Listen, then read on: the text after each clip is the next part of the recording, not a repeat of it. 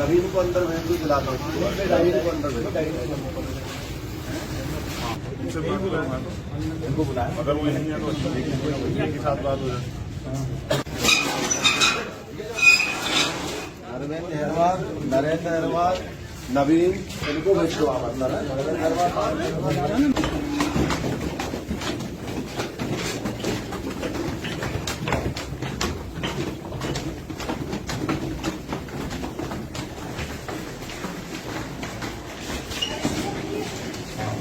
अरे मैडम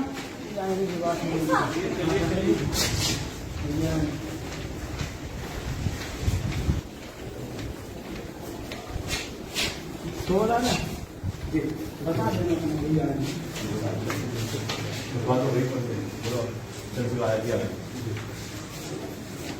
यहीं जवाब चलेगा।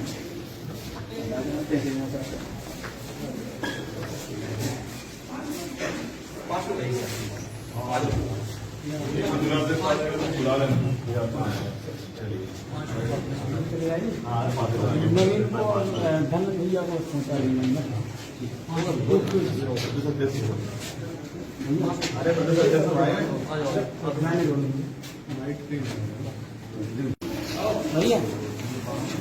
मुझे बीजेपी के नेताओं को और उनकी पार्टी के सीनियर नेताओं को सोचना चाहिए कि अगर उनके विधायक ही कमजोर वर्ग के लोगों को सताने काम करेंगे इन्हीं की वोट लेके, तो लोकतंत्र में इससे बड़ा जो त्रासदी तो कोई नहीं हो सकती कि उन्हीं का वोट लेके उन्हीं का कत्ल कराया जाए और उन्हीं का आरोपी का संरक्षण बीएसपी के विधायक करें। ये डरावना है। आपने कहा हम 1 महीने में 9 घटनाएं घटी, ऐसी कौन कौन सी प्रमुख घटनाएं हैं इस घटना को छोड़ के? हाँ, मैं बिल्कुल उनका जिक्र कर देता हूँ आपके सामने। 8 अक्टूबर को रन्हे गांव में घटना घटी, 11 अक्टूबर को राजापटना गांव में घटना घटी है। सुरेंद्र अहिरवार को पेट पे फांसी पे लटकाया गया। दसोड़ा में रामकिशन अहिरवार को मजदूरी के पैसे मांगने पे। तेंदुखेड़ा में बमहोरी पाजी गांव में, और गांव जेरट, गांव बरवासा जहां कल ही गोली चली, और कृषि मंडी जो है, कृषि उपज मंडी में किसान के साथ जो हुआ है। और उससे भी बड़ी बात जो आपको अचरज होगा कि बरवासा में जो पीड़ित परिवार अभी मुझे रास्ते में मिला, उन्होंने मेरी गाड़ी रोक ली, मुझसे कहा कि आप गांव में चले। और उनका ये कहना है, मैं मीडिया के सामने ये कह रहा हूं, बकौल जो उनका स्टेटमेंट है कि उस गांव में कोई ऐसी बच्चे नहीं जिनको दबंग परेशान नहीं करते या उसकी इज्जत से खिलवाड़ करने का प्रयास नहीं करते। और ये आजाद भारत में दलितों के साथ हो रहा है। हमें सोचना चाहिए कि यहाँ के अधिकारी कुर्सी बैठ के क्या कर रहे हैं, वो किन के लिए कुर्सी बैठे हैं। वो टैक्स का जो है पैसा तो गरीबों से के पैसे से वो करते हैं, जितना अमीर देते हैं उतना ही गरीब देते हैं, लेकिन वो काम सिर्फ सत्ता के लोगों के या ताकतवर लोग करेंगे तो लोगों का लोकतंत्र और इससे जो है सरकारी वसूली से भरोसा उठ जाएगा। तो ये जहां बच्चों को देवी की तरफ पूजा जाता है, वहां इस तरह बच्चों के साथ अन्याय होगा और सरकार तमाशबीन बनी रहेगी। तो मुझे बड़े दुख के साथ और शर्म के साथ कहना पड़ रहा है कि मुख्यमंत्री जी से अगर प्रदेश नहीं समझ रहा तो उनको कुर्सी खाली कर देनी चाहिए। सिर्फ भाषण देने से कुछ नहीं होगा कि मैं बुलडोजर चला दूंगा। कहाँ है बुलडोजर? आपका दिखाई नहीं दे रहा आज मामला दलित। तो कहाँ है मुख्यमंत्री? वो मुख्यमंत्री इस प्रदेश के गार्जियन है, अंतिम व्यक्ति भी उनकी जांच में, उनकी निगरानी में यहाँ है। तो वो क्यों नहीं आए मिलने के लिए ट्रिपल मर्डर में भी? क्या उनको दलितों से प्यार नहीं है? तो मैं इसलिए जिम्मेदार से कहता हूं कि बीजेपी की सरकार और मुख्यमंत्री यहाँ के दलित विरोधी है और दलितों को उनको सबक सिखाना चाहिए। और ये घटनाएं पूरे प्रदेश में नेमा वर्ग की हो, आदिवासियों के साथ या पिछड़े वर्ग के लोगों के साथ जो आरक्षण में जो हुआ है, ये सारी घटनाएं जो है डरावनी है और मुख्यमंत्री सिर्फ मुख्य दर्शक बने हुए आरक्षण कठपुतली। ऐसे मुख्यमंत्री को जनता बर्दाश्त नहीं करेगी। तो क्या मानते हैं आप कि जो पुलिस ने जो बयान जारी किया है या पुलिस अधीक्षक ने ये कहा है कि छेड़छाड़ का मामला था, वो सही नहीं है? तो मैं आपको बस ये बता दूं मेरे प्रिय साथी कि पुलिस सरकार की तो होती है। पुलिस कोई स्वतंत्र एजेंसी थोड़ा ही है कि सरकार से बाहर है। मैं आपको जो बता रहा हूँ, आखिरी बात तो सुनिए। 14 तारीख तक का समय है। अगर हमारी मांगों पे यहाँ के जिलाधिकारी सरकार से बात कार्रवाई नहीं करते तो 15 तारीख को इसी जिला मुख्यालय पर धरना होगा और अनिश्चितकालीन होगा और मैं खुद रहूंगा।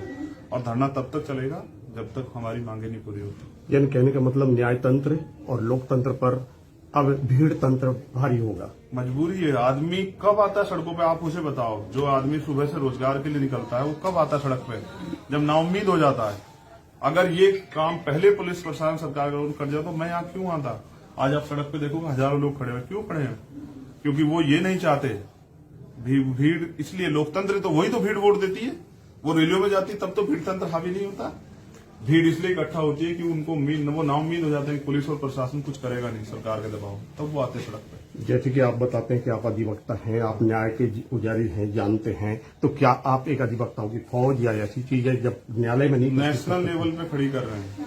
और यहाँ भी इस मामले को मैंने कहा यहाँ के जिलाधिकारी से, अगर आपको भी कह रहा हूँ कि हमारी टीम लड़ेगी, चाहे अगर हमें लगा कि यहाँ सरकार उसको जो है डिस्टर्ब कर रही है या इसमें इंटरफेयर कर रही है, तो हम इसको सुप्रीम कोर्ट लेके जाएंगे और हम इसमें सीबीआई जांच तक की जो है पैरवी करेंगे। अगर यहाँ जो पुलिस और प्रशासन मिलकर सरकार के चाटुकारिता करते हुए जो है ना न्याय के खिलाफ जो है आवाज उठाएगा, तो उनकी आवाज को जो है दबाने के लिए।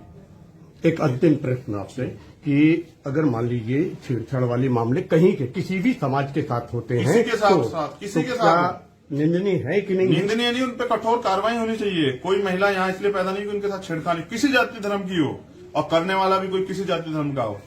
और इसके लिए ये चश्मा हम सब लोग को उतारना चाहिए कि हम जाति धर्म देख के बच्चों के इसके न्याय पे बोलते हैं, वरना हाथरस की भी घटना होती है। बीजेपी की एक नेता नहीं बोल पाती, आपको पता है। एक इतनी एमपी और सांसद और मिनिस्टर होते भी नहीं बोल पाती, क्योंकि वो जाति की वजह से उनको चुभन होती। हमें नहीं होती। इस देश में रहने हर बहन के साथ, अगर किसी भी शहर के साथ बहन के पहले तो होना, अगर होगा तो हम अपनी पीठ पे गोली खाने के लिए और सीने पे गोली खाने के लिए तैयार।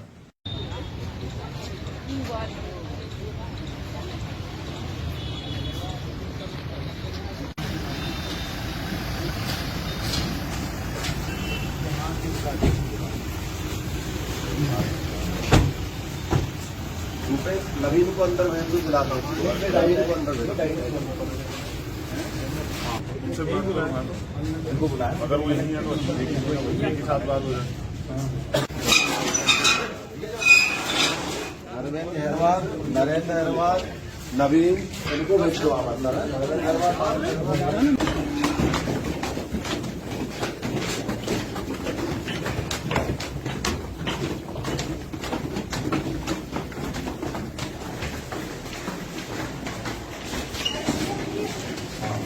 अरे मैडम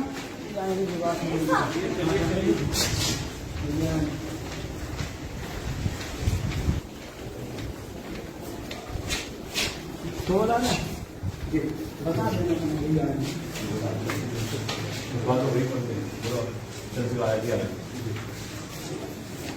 यहीं जवाब चलेगा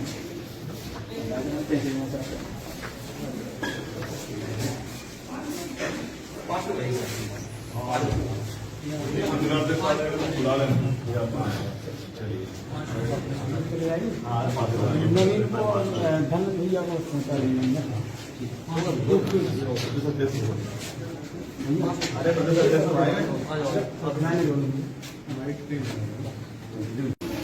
भैया मुझे एसपी के नेताओं को और उनकी पार्टी के सीनियर नेताओं को सोचना चाहिए कि अगर उनके विधायक ही कमजोर वर्ग के लोगों को सताने काम करेंगे इन्हीं की वोट लेके, तो लोकतंत्र में इससे बड़ा जो त्रासदी तो कोई नहीं हो सकती कि उन्हीं का वोट लेके उन्हीं का कत्ल कराया जाए और उन्हीं का आरोपी का संरक्षण बीएसपी के विधायक करें। ये डरावना है।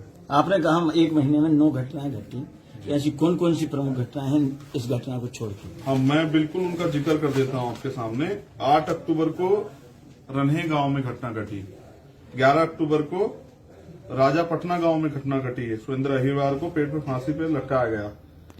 दसोड़ा में रामकिशन अहिरवार को मजदूरी के पैसे मांगने पे, तेंदुखेड़ा में बमहोरी पाजी गांव में, और गांव जेरट, गांव बरवासा जहां कल ही गोली चली, और कृषि मंडी जो है कृषि उपज मंडी में किसान के साथ जो हुआ है।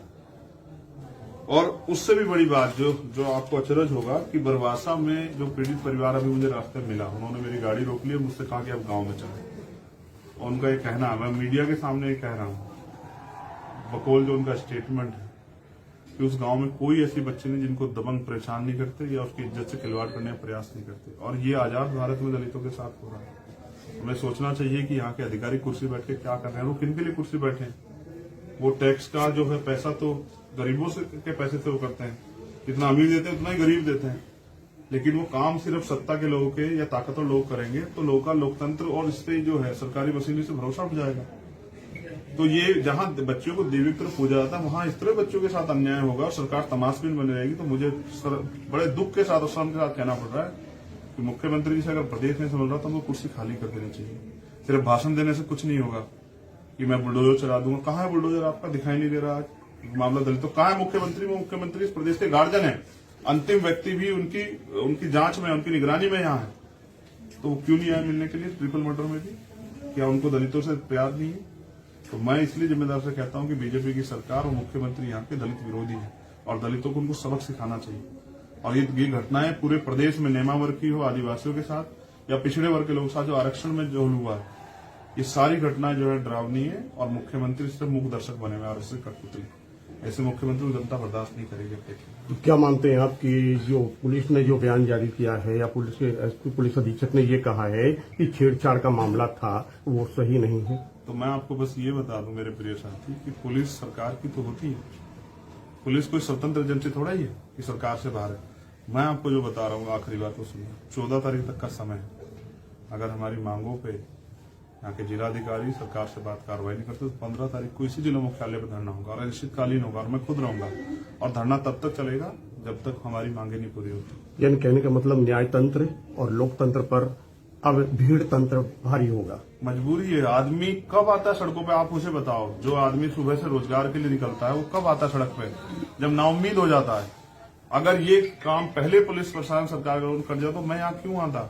आज आप सड़क पे देखोगे हजारों लोग खड़े हुए। क्यों खड़े हैं? क्योंकि वो ये नहीं चाहते भीड़। इसलिए लोकतंत्र तो वही तो भीड़ वोट देती है। वो रैलियों में जाती तब तो भीड़ तंत्र हावी नहीं होता। भीड़ इसलिए इकट्ठा होती है कि उनको वो नाउम्मीद हो जाते हैं कि पुलिस और प्रशासन कुछ करेगा नहीं सरकार के दबाव, तब वो आते सड़क पर। जैसे कि आप बताते हैं कि आप अधिवक्ता हैं, आप न्याय के पुजारी हैं, जानते हैं, तो क्या आप एक अधिवक्ताओं की फौज या ऐसी चीज है जब न्यायालय में नहीं नेशनल लेवल पे खड़ी कर रहे हैं? और यहाँ भी इस मामले को मैंने कहा यहाँ के जिलाधिकारी से, अगर आपको भी कह रहा हूँ कि हमारी टीम लड़ेगी। चाहे अगर हमें लगा कि यहाँ सरकार उसको जो है डिस्टर्ब कर रही है या इसमें इंटरफेयर कर रही है तो हम इसको सुप्रीम कोर्ट लेके जाएंगे और हम इसमें सीबीआई जांच तक की जो है पैरवी करेंगे। अगर यहाँ जो पुलिस और प्रशासन मिलकर सरकार के चाटुकारिता करते हुए जो है ना न्याय के खिलाफ जो है आवाज उठाएगा तो उनकी आवाज को जो है दबाने के लिए। एक अंतिम प्रश्न आपसे कि अगर मान लीजिए छेड़छाड़ वाले मामले कहीं के किसी भी समाज के साथ होते हैं, किसी के साथ निंदनीय है कि नहीं? निंदनीय नहीं, उन पर कठोर कार्रवाई होनी चाहिए। कोई महिला यहाँ इसलिए पैदा नहीं कि उनके साथ छेड़खानी किसी जाति धर्म की हो और करने वाला भी कोई किसी जाति धर्म का हो। और इसके लिए ये चश्मा हम सब लोग को उतारना चाहिए कि हम जाति धर्म देख के बच्चों के इसके न्याय पे बोलते हैं, वरना हाथरस की भी घटना होती है। बीजेपी की एक नेता नहीं बोल पाती, आपको पता है। एक इतनी एमपी और सांसद और मिनिस्टर होते भी नहीं बोल पाती क्योंकि वो जाति की वजह से उनको चुभन होती। हमें नहीं होती। इस देश में रहने हर बहन के साथ, अगर किसी भी शहर के साथ बहन के पहले तो होना, अगर होगा तो हम अपनी पीठ पे गोली खाने के लिए और सीने पे गोली खाने के लिए तैयार।